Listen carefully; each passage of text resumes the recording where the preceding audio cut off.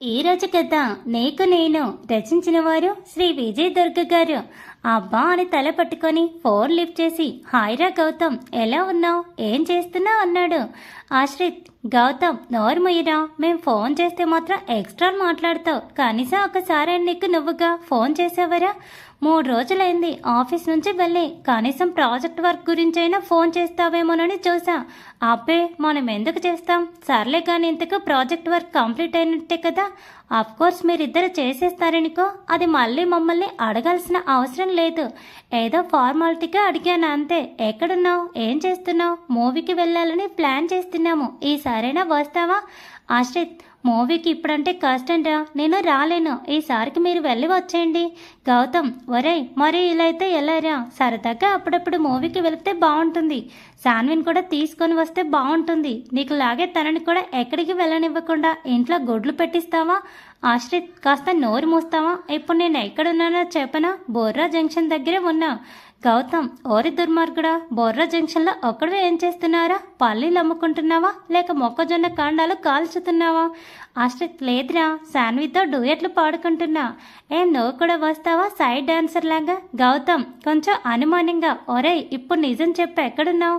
శాన్వి ఎక్కడుంది? ఆశ్రిత్, చెప్పాను కదరా బొర్రా జంక్షన్లో ఉన్నానని. శాన్వి కూడా నాతో పాటు ఉంది. నిన్న మార్నింగ్ శాన్వి నేను పాడేరు వచ్చాం, ఇవాళ ఆఫ్టర్నూన్ పాడేరు నుంచి అరకు వ్యాలీ మీదుగా వైజాగ్ రిటర్న్ అయ్యాం. గౌతమ్ కోపంగా, నిన్ను అమాయకుడని అనుకున్న ప్రతిసారి నాకు జలకులు ఇవ్వడం నీకు అలవాటైపోయింది. ఒరే, నీకు అసలు మనస్సాక్షి లేదురా, ఎంత స్వార్థపరుడవురా? అలా ఒక్కడే వెళ్ళకపోతే కాస్త మాకు చెప్పొచ్చుగా, మేము మీతో పాటు వచ్చే వాళ్ళంగా. ఆ 2 రోజులు అనవసరంగా ఇంట్లోనే కూర్చొని గోళ్ళు గిల్లుకుంటూ కూర్చున్నాము. ఆశ్రిత్, అబ్బా మా అమ్మ ప్లాన్ చేసిందిరా, ఒకసారి నాన్నగారి దగ్గరికి వెళ్ళి చూసిరండి అని, అందుకే సడన్గా బయలుదేరాం. ఇంకొకసారి మనందరం ప్లాన్ చేసుకుందాంలే.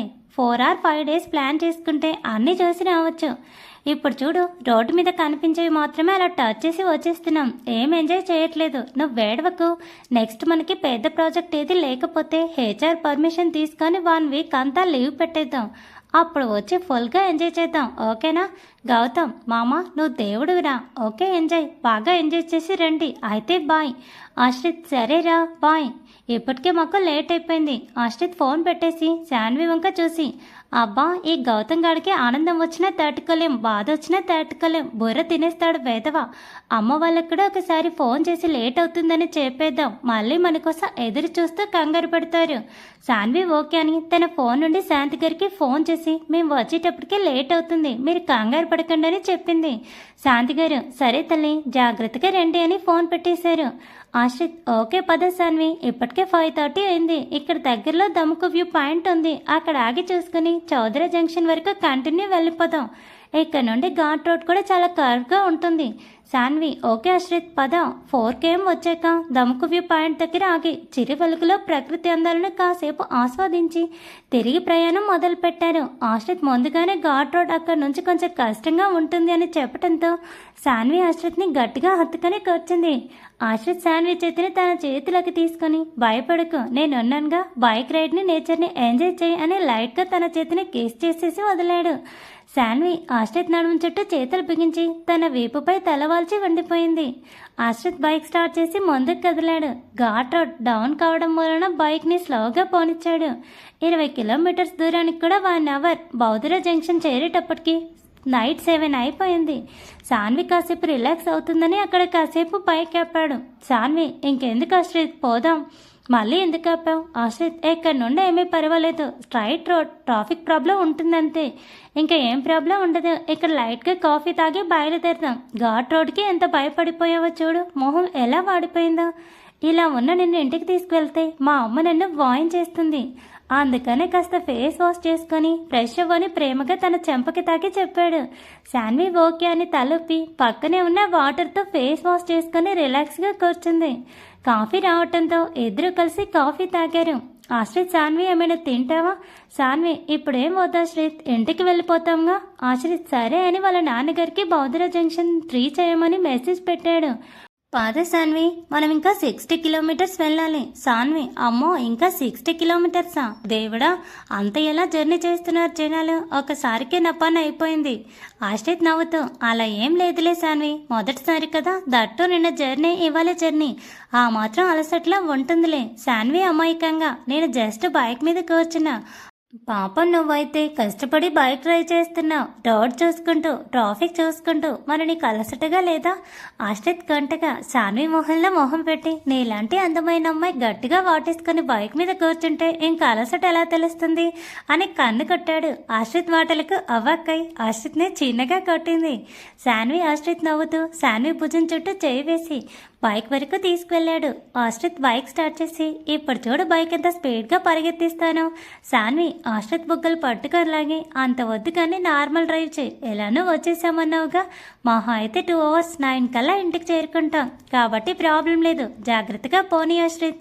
సరే మేడం, ఏం చేస్తాం, రాణిగారి ఆజ్ఞ శిరసా వహిస్తాము. సాన్వి నవ్వుతూ, చాలు నీ వేషాలు, ఇంక పద అని బైక్ ఎక్కి కూర్చుంది. ఇద్దరు సరదాగా నైట్ రైడ్ ఎంజాయ్ చేస్తూ 9 అయ్యేటప్పటికీ ఇంటికి చేరుకున్నారు.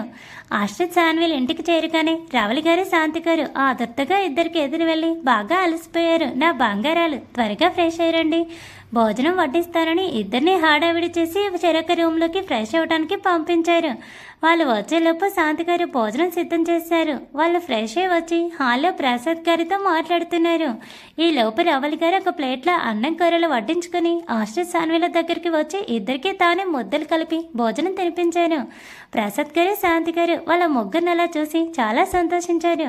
ఆశ్రిత్ వాళ్ళ అమ్మ కలిపి పెట్టిన ముద్దలను తింటూ, అమ్మో మీరంతా భోజనం చేశారా అని అడిగాడు. రావలి గారు, లేదు నాన్న, మీరు వచ్చేస్తారు కదా అని మేము ఇంకా భోజనం చేయలేదు, అలసిపోయి వచ్చారు, మీరు త్వరగా తినేయండి, అప్పుడు మేము ముగ్గురం తింటాం. ఆశ్రిత్, అయ్యో అలా ఎందుకమ్మా, అందరం కలిసి తినేవాళ్ళం కదా, ఎందుకంత గాబరా పడ్డాం? రావలి గారు, గాబరా ఏం లేదు కానీ ఇద్దరు త్వరగా తినండి, టైం ఎంత అయిందని. ఏం పర్వాలేదు, మీరు తినేసి రిలాక్స్ అవ్వండి, మేము నెమ్మదిగా తింటాం. ఆశ్రిత్ సాన్వి ఇంకేం మాట్లాడకుండా రావలి గారు పెట్టిందంతా మారు మాట్లాడకుండా తినేశారు. ఆశ్రిత్ సాన్వి భోజనం అయిన తర్వాత హాల్లోనే సోఫాలో కూర్చొని టీవీ చూస్తున్నారు. ప్రసాద్ గారు శాంతి గారు రవలి గారు భోజనం చేయడానికి డైనింగ్ టేబుల్ దగ్గర కూర్చున్నారు. ముగ్గురు కలిసి భోజనం తినడం పూర్తి చేసి వచ్చేసరికి సాన్వి టీవీ చూస్తూనే నిద్రలోకి జారుకొని పక్కనే ఉన్న ఆశ్రిత్ భుజం మీద వాలిపోయి నెమ్మదిగా ఆశ్రిత్ వడిలోకి జారిపోయింది. ఆశ్రిత్ సాన్వి తల నిమురుతూ టీవీ చూస్తూ వాళ్ళు వచ్చిన విషయాన్ని గమనించలేదు. శాంతి గారు రవలి గారు ఒకరిని చూసి ఒకరు ముసిముసిగా నవ్వుతూ డైనింగ్ టేబుల్ మీదవి అన్ని కిచెన్లో సర్దిద్దామని వెళ్ళిపోయారు. ప్రసాద్ గారు తన గదిలోకి వెళ్ళి పడుకోవడానికి అరేంజ్మెంట్స్ చేశారు.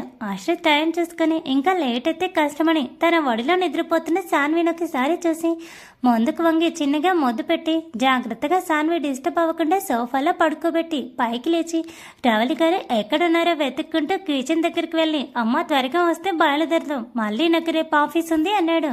అప్పుడే హాల్లోకి వస్తున్న ప్రసాద్ గారు, ఎక్కడికి బయలుదేరది, ఏం అవసరం లేదు, రేపు మార్నింగ్ ఇక్కడి నుంచే సాన్వి నువ్వు ఆఫీస్కి వెళ్ళండి, ఇంత జర్నీ చేసి వచ్చి మళ్ళీ నైట్ అంతా అక్కడికి వెళ్ళటం అవసరమా, త్వరగా పడుకుంటే జర్నీ అలసట తీరుతుంది. ఆశ్రిత్, అయ్యో అంకుల్ మళ్ళీ ఎందుకు శ్రమ, ఎంత మహా అయితే 10 నిమిషాల జర్నీ అంతేగా, ఎంతలోకి వెళ్తాం, నా ల్యాప్టాప్ బ్యాగు అది తెచ్చుకోలేదు, మళ్ళీ రేపు మార్నింగ్ హర్రీ బర్రీ అయిపోతుందిగా, అందుకే అదేదో ఇప్పుడే వెళ్తే మంచిది కదా అని వెళ్తా అంటున్నా. అప్పుడే ఇక్కడికి వచ్చిన రావలి గారు తన చేతిలో పైట చెంగుకు తడుచుకుంటూ, ఇంత నైట్ మళ్ళీ జర్నీ ఎందుకులే ఆశ్రిత్, అన్నయ్య చెబుతున్నారుగా ఇక్కడే ఉండిపోని, నీ ల్యాప్టాప్ బాగా ఒక డ్రెస్ నేను తెచ్చానులే, నువ్వేమీ ఇబ్బంది పడాల్సిన అవసరం లేదు, హ్యాపీగా నిద్రపో. సాన్వి చూడు పాప ఎంత అలసిపోయిందో, తనకు తెలియకుండానే ఎలా నిద్రపోయిందో. ప్రసాద్ గారు, రాళ్ళుడు మన ఇద్దరం ఆ గదిలో పడుకుందాం, వాళ్ళు ముగ్గురు ఈ రూమ్లో పడుకుంటారు, కాస్త సాన్విని ఆ గదిలోకి తీసుకెళ్ళి పడుకోబెడతావా, పాపం అలసిపోయింది కదా, తనని నిద్ర లేపడం ఎందుకు. ఆశ్రిత్ మొహమాటంగానే సరే అంకుల్ అని సాన్విని 2 చేతులతో ఎత్తుకొని సాన్వి రూమ్లోకి తీసుకెళ్లి మంచంపై పడుకోబెట్టాడు. నిద్రలో చిన్నపిల్లలా ముడుచుకొని పడుకున్న సాన్విని చూసి బెడ్ పక్కనే మోకలపై కూర్చుని తన మొహంపై పెడుతున్న జుట్టుని పైకి సర్ది ప్రేమగా నుదుటిపైన ముద్దు పెట్టి గుడ్ నైట్ సాన్వి అని చెప్పి రూమ్ నుంచి బయటికి వచ్చేసాడు. ప్రసాద్ గారు ఆశ్రిత్ని వాళ్ళ బెడ్రూమ్లోకి తీసుకువెళ్లారు. బెడ్పై ఇద్దరు చెరకు వైపు పడుకున్నారు. ఆశ్రిత్కి ఆ రోజంతా సాన్వితో గడిపిన గుర్తు తెచ్చుకొని తనతో చేసిన చెలిపి పనులను గుర్తు తెచ్చుకొని నవ్వుకుంటూ మెల్లిగా నిద్రలోకి జారుకున్నాడు. రవలి గారు శాంతి గారు అన్ని చెక్కబెట్టి అన్ని డోర్స్ లాక్ చేసి శాన్వి రూమ్లోకి వచ్చి ఎక్స్ట్రా బెడ్ని సర్ది ఇద్దరూ పడుకున్నారు. సూర్య సార్ హాయ్ అంటూ తన టైం టేబుల్ ప్రకారం వచ్చేశారు. జర్నీలో బాగా అలసిపోవటం మూలన ఆశ్రిత్ శాన్వి తెల్లవారు 7 అయినా నిద్ర లేవలేదు. శాంతి గారు టైం చూసి 7:30 అవడంతో ఇంకా లేట్ అయితే ఆఫీస్కి వెళ్ళటానికి టైం సరిపోదని శాన్విని నిద్ర లేపటానికి వెళ్ళారు. అప్పుడే ఆశ్రిత్ బద్ధకంగా కళ్ళు తెరిచి రూమ్ అంతా కళ్ళు చూసిన తనకి కాసేపు తను ఎక్కడున్నాడో అర్థం కాలేదు. నైట్ శాన్వి వాళ్ళ ఇంట్లోనే వండిపోయానని విషయం జ్ఞాపకం వచ్చి టైం చూసుకున్నాడు. అప్పటికే టైం 7:30 దాటుతుంది. ఓ అప్పుడు టైం ఇంత అయిందా, చాలా లేట్ అయిపోతుంది అని గబగబా లేచి రూమ్ బయటికి వచ్చి రవలి గారి కోసం వెతికాడు. ఆశ్రిత్ని నిద్ర లేపాలని అప్పుడే కిచెన్ వైపు నుంచి వస్తున్న రవలి గారు ఆశ్రిత్ని చూసి, లేచావా నాన్న, నీకోసమే వస్తున్నాయి ఇవిగా నీ బట్టలు, నువ్వు తెచ్చుకున్న బ్యాగ్ త్వరగా ఫ్రెష్ అయ్యరా, వేడివేడిగా టిఫిన్ తిందిరు అని చెప్పి బ్యాగ్ ఇచ్చి రూమ్లోకి పంపారు. 8:15 అయ్యేసరికి ఆశ్రిత్ శాన్వి రెడీ అయి ఎదురెదురు రూమ్స్ నుంచి ఒకేసారి బయటకు వచ్చారు. ఇద్దరు ఒకరినొకరు చూసుకొని తడబడి ఒకరినొకరు విష్ చేసుకొని ఇద్దరు కలిసి డైనింగ్ టేబుల్ దగ్గరికి వచ్చారు. శాంతి గారు ఇద్దరికి వేడివేడిగా ఇడ్లీ విత్ పల్లి చట్నీ, అల్లం చట్నీ వడ్డించారు. ఇద్దరు తృప్తిగా టిఫిన్ కంప్లీట్ చేసి కాసేపు హాల్లో కూర్చొని వాళ్ళ ప్రాజెక్ట్ని మళ్ళీ ఒకసారి చెక్ చేసుకున్నారు. 9 అయ్యేసరికి శాంతి గారు రవలి గారు శాన్వికి ఆశ్రిత్కి లంచ్ బాక్స్ రెడీ చేసి వాళ్ళకి అందించారు. ప్రసాద్ గారు కూడా రావడంతో అందరికీ బాగా చెప్పి ఆశ్రిత్ శాన్వి కలిసి ఆఫీస్కి వెళ్ళిపోయారు. ఆశ్రిత్ శాన్వి బైక్ మీద ఆఫీస్కి వెళ్తూ, శాన్వి ఆశ్రిత్ బాగా అలసిపోయాం కదా, నాకు అసలు ఆఫీస్కి రావాలని లేదు, ఇవాళ ప్రాజెక్ట్ సబ్మిషన్ గురించి వస్తున్నా కానీ లేదంటే లీవ్ పెట్టాలనిపించింది. ఆశ్రిత్ నాకు కూడా అలానే అనిపించింది, చాలా బద్ధకంగా ఉంది, తప్పక బయలుదేరి వచ్చా. చూద్దాం, ప్రాజెక్ట్ సబ్మిషన్ అయిపోతే ఆఫ్టర్నూన్ వర్క్ ఏమీ లేకపోతే పర్మిషన్ తీసుకొని వచ్చేద్దాం, బాగా నిద్రపోవాలనిపిస్తుంది. శాన్వి నవ్వుతూ, హాహాహా సేమ్ ఫీలింగ్ నాది కూడా. ఇద్దరు సరదాగా నవ్వుకుంటూ మాట్లాడుకుంటూ ఆఫీస్కి చేరుకున్నారు. వీళ్ళిద్దరూ చేరుకునే సమయానికి గౌతమ్, సురేష్, సుధా, లలిత వచ్చారు. ఆ నలుగురు వీరిద్దరిని చూసి, అబ్బా లక్ అంటే వీళ్ళదే కదా, ఇలా లవ్ చేసుకున్నామని తెలుసుకున్నారా లేదో, ఇంట్లో పేరెంట్స్ పర్మిషన్ తీసుకున్నారు, హ్యాపీగా ఒకే బైక్ మీద జంటగా ఆఫీస్కి వస్తున్నారు, నచ్చిన చోటుకి తిరుగుతున్నారని ఎవరికి వారే అనుకున్నారు. అంతా బైక్స్ పార్క్ చేసి ఆఫీస్లోకి వెళ్ళటానికి లిఫ్ట్ దగ్గరికి వెళ్ళారు. లిఫ్ట్ కోసం వెయిట్ చేస్తూ ఉండగా గౌతమ్ ఆశ్రిత్తో, ఏరా నిన్న నైట్ బాగా లేట్ అయిందా, నిన్న ఈవినింగ్ ఫోన్ చేసేటప్పటికి బొర్రా జంక్షన్ దగ్గర ఉన్నాను అన్నావు. సురేష్, ఆశ్రిత్ బొర్రా జంక్షన్ దగ్గర వండటం ఏమిట్రా, పొద్దున్నే వేసావా ఏంటి, అసలే పిచ్చ కోపంలో ఉన్న గౌతమ్ సురేష్ని మెడ వంచి వీపు మీద గట్టిగా గుద్దాడు. అది చూసి లలిత, సుధా పెద్ద పెట్టినే నవ్వారు. సురేష్ వీపు రెత్తుకుంటూ, ఒరే పాగల్, పొద్దున్నే ఏమైందిరా నీకు, నేనేం అడిగాను నన్ను అంతలా కొట్టావు, నీ అబ్బాయి ఎంత నొప్పి వస్తుందిరా బాబు. గౌతమ్, నేను మాట్లాడుతున్నాను కదా, అది పూర్తి చేయనివ్వాలిగా, మరి మధ్యలో నిన్ను ఎవరు రమ్మన్నాడు, మన ఆశ్రిత్ శాన్వి ఈ వీకెండ్ వరకు ట్రిప్ వెళ్ళి వచ్చారు, నిన్న ఈవినింగ్ నేను కాల్ చేసేసరికి బొర్రా జంక్షన్ దగ్గర ఉన్నామని చెప్పారు. సురేష్ దీనంగా, ఏంటి మామ ఇది, వెళ్ళే క్షణం ముందు కూడా మాలాంటి అభాగ్యులు నీకు గుర్తు రాలేదా, ఎందుకు మామ ఎలా మారిపోయావు, ప్రేమలో పడితే ఇలా అయిపోతారా అని డ్రామాటిక్గా ఏడుస్తూ కన్నీళ్లు తడుచుకున్నాడు. ఆశ్రిత్ నవ్వుతూ, నోర్మయ్యరా, నువ్వు నీ ఓవర్ యాక్షన్, పద లిఫ్ట్ వచ్చిందని లిఫ్ట్ రావడంతో అందరూ లిఫ్ట్లో వాళ్ళ ఫ్లోర్కి వెళ్ళిపోయారు. అంతా కలిసి ఆఫీస్లోకి ఎంటర్ అయి ప్రాజెక్ట్ ఓపెన్ చేశారు. హెచ్ఆర్ ఎప్పుడు వస్తారా అని ఎదురు చూస్తూ ఉన్నారు. హెచ్ఆర్ రాగానే అందరూ వేస్ట్ చేశారు. హెచ్ఆర్ ప్రాజెక్ట్ అంతా ఒకసారి చూసి క్లయింట్కి ప్రాజెక్ట్ని సెండ్ చేశారు. అంతా ఈగర్గా క్లయింట్ రిప్లై కోసం వెయిట్ చేస్తున్నారు. ఆఫ్టర్నూన్ 2 అయింది, క్లయింట్ నుంచి ఇంకా రిప్లై రాలేదు. అంతా టెన్షన్గా లంచ్ కూడా చేయకుండా ఎదురు చూస్తున్నారు. ఎందుకంటే ఆ ప్రాజెక్ట్ చాలా ప్రెస్టీజియస్, కంపెనీకి ఎంతో పేరు తీసుకువచ్చే ప్రాజెక్ట్. ఈ ప్రాజెక్ట్ని క్లయింట్ ఓకే చేస్తే కంపెనీ ఇండియాలోనే టాప్ 10లోకి వెళ్తుంది. ఆశ్రిత్ శాన్వి ల్యాప్టాప్ ముందే క్లయింట్ మెయిల్ కోసం చూస్తున్నారు. వారి పక్కనే హెచ్ఆర్ హెడ్ కూడా ఉన్నారు. టైం 2:45 అయింది. మెయిల్ వచ్చిన నోటిఫికేషన్ సౌండ్ వచ్చింది. అంతా పిన్ డ్రాప్ సైలెన్స్ అయిపోయారు. టీం అందరికీ హార్ట్ బీట్ పెరిగింది. వణుకుతున్న చేతులతో ఆశ్రిత్ మెయిల్ ఓపెన్ చేశాడు. ఒక్కసారిగా ఆనందంతో అంతా గట్టిగా అరిచారు. ప్రాజెక్ట్ని సక్సెస్ఫుల్గా వాళ్ళు యాక్సెప్ట్ చేయటమే కాకుండా వాళ్ళ నుంచి వచ్చే అప్కమింగ్ ప్రాజెక్ట్స్ అన్నీ కూడా ఈ ప్రాజెక్ట్ చేసిన బ్యాచే చేయాలని కండిషన్ పెట్టారు. హెచ్ఆర్ హెడ్ ఆశ్రిత్ శాన్విని స్పెషల్గా కంగ్రాచులేషన్ చేసి మిగిలిన టీం అందరికీ కంగ్రాట్స్ చెప్పారు. అందరూ కాసేపు రిలాక్స్ అయ్యారు. HR, okay guys, great job, once again congratulations all, మీరంతా లాంచ్ చేయకుండా ఉన్నారు, అంతా లాంచ్ చేయండి. కమింగ్ 2 డేస్లో మన కంపెనీ తరపున మీ అందరికీ, ముఖ్యంగా మీ టీం మెంబర్స్కి గ్రాండ్ పార్టీ ఉంటుంది. Enjoy boy for today and you all also go home after lunch and take rest. HR వెళ్ళిపోగానే టీం మెంబర్స్ అంతా గ్రూప్ హప్ చేసుకొని కాసేపు గంతులు వేశారు. ఆశ్రిత్ సాన్వి వాళ్ళని చూసి నవ్వుకున్నారు. ఆశ్రిత్ వాళ్ళని ఆపి పదండ్రా లంచ్ చేద్దాం, ఇప్పటికే చాలా లేట్ అయింది. లంచ్ చేసేస్తే ఎవరికి వాళ్ళ హ్యాపీగా ఇంటికి వెళ్ళిపోవచ్చు. గౌతమ్ పెద్దగా ఒక అరిచాడు. గౌతమ్ అరుపుకు అంతా దడుచుకున్నారు. సురేష్ గౌతమ్ నెత్తి మీద ఒకటి మొట్టి, మళ్ళీ భయమొచ్చిందిరా నీకు, డైనోసర్ లెక్క అలా అరుస్తున్నావు. గౌతమ్ సీరియస్గా, లేకపోతే చూడిరా అశ్రిత్ గారు ఏమంటున్నాడో, లంచ్ చేసి ఎవరింటికి వాళ్ళు వెళ్ళిపోవాలంట. 2 రోజుల నుంచి ఇంట్లో దొబ్బించుకుంటున్నాంగా, ఇప్పుడు కూడా ఇంటికి వెళ్ళిపోవాలా? కాసేపు ఎంజాయ్ చేద్దామని లేదు, ఇంటికి వెళ్ళిపోవాలట. గౌతమ్ సీరియస్గా, ఒరే ఆశ్రిత్, 1 గంట క్రితం వరకు నువ్వు మా టీం లీడర్వి, ఇప్పుడు కాదు. నేను ఇప్పుడు ఈ టీంకి లీడర్ని. నా మాటే శాసనం, ఎవరింటికి వెళ్ళటానికి వీల్లేదు. నేను చెప్పినట్టుగా చెప్తే అది చేయాలి అని వీరి లెవెల్లో తనని ఒక రూలర్ లాగా ఊహించుకుంటూ భారీ డైలాగులు చెప్పి తన చుట్టూ చేసుకున్నాడు. అంతా ఎవరికి వాళ్ళు డైనింగ్ రూమ్కి వెళ్ళి లంచ్ చేస్తున్నారు. గౌతమ్ గాలి తీసిన బెలూన్ లాగా అయిపోయి, దీని అమ్మ జీవితం 5 నిమిషాలు కూడా నన్ను సంతోషంగా ఉండనివ్వరు. నేను చెప్పేది పూర్తిగా విని అప్పుడు వెళ్ళొచ్చుగా, ఇప్పుడే తొందర వచ్చేసిందా వీళ్ళకి తినటానికని మూలుక్కుంటూ తన లంచ్ బాక్స్ తీసుకుని డైనింగ్ రూమ్కి వెళ్ళాడు. అంతా ఎవరికి వాళ్ళు వాళ్ళ లంచ్ ఎంజాయ్ చేస్తూ గౌతమ్ వచ్చింది కూడా పట్టించుకోకుండా తింటున్నారు. అంతా తనని ఇగ్నోర్ చేస్తున్నారని అనిపించేసరికి గౌతమ్కి ఇంకా మెంటల్ వచ్చేసింది. ఒక టేబుల్ దగ్గర ఉన్న వాళ్ళ టీం మెంబర్స్ దగ్గరికి వెళ్ళి ఖాళీ ఉన్న దగ్గర కూర్చొని అందరి బాక్సుల్లో ఏమేమి స్పెషల్స్ ఉన్నాయో అని ఒక లుక్ వేశాడు. తనకు నైట్ చే ఐటమ్స్ ఏమీ లేకపోయేసరికి ఇంకా చేసేది లెక్క తన బాక్స్ను ఓపెన్ చేసుకుని సైలెంట్గా తినడం మొదలుపెట్టాడు. అంతా గౌతమ్ని గమనిస్తూనే ఉన్నారు. ఇంకా ఏడిపిస్తే బాగోదు అని వాళ్ళు దాచిపెట్టిన బాక్సులను తన ముందు ఓపెన్ చేసి పెట్టారు. ఆ బాక్సుల్లో ఉన్న ఐటమ్స్ చూసిన గౌతమ్ కళ్ళు మతాబుల్లా వెలిగిపోయాయి. ఆహా, చికెన్ 65, ఫిష్ ఫ్రై, రొయ్యల ఎగురు, మటన్ బిర్యానీ, వామ్మో ఇవన్నీ నా కోసమేనేరా, నేనంటే ఎంత లవరో మీకు, థ్యాంక్స్ రా, థ్యాంక్ యూ వెరీ మచ్ అని వాటిని ఫుల్గా లాగించే పనిలో పడ్డాడు. గౌతమ్ సురేష్, థ్యాంక్స్ మాకు కాదురా, అశ్రిత్కి చెప్పు, తానే నీకోసం ఇవన్నీ ఆర్డర్ చేశాడు. ప్రాజెక్ట్ వర్క్లో నీ వర్క్ని స్పెషల్గా గుర్తించి నీకు మాత్రమే స్పెషల్గా ఇలా సర్ప్రైజ్ ట్రీట్ అరేంజ్ చేశాడు. గౌతమ్ ఆశ్చర్యంగా కళ్ళని గోలిలా తిప్పుతూ, అవునరా, ఎందుకు మామ నీకు నేనంటే అంత లవ్, నిజంగా నువ్వురా నా ఫ్రెండ్ అంటే అని ఆశ్రిత్ని పట్టుకొని ఓపేశాడు. ఆశ్రిత్, అబ్బా వదలరా బాబు, అనవసరంగా నీకు ట్రీట్ అరేంజ్ చేసినట్టున్నాను.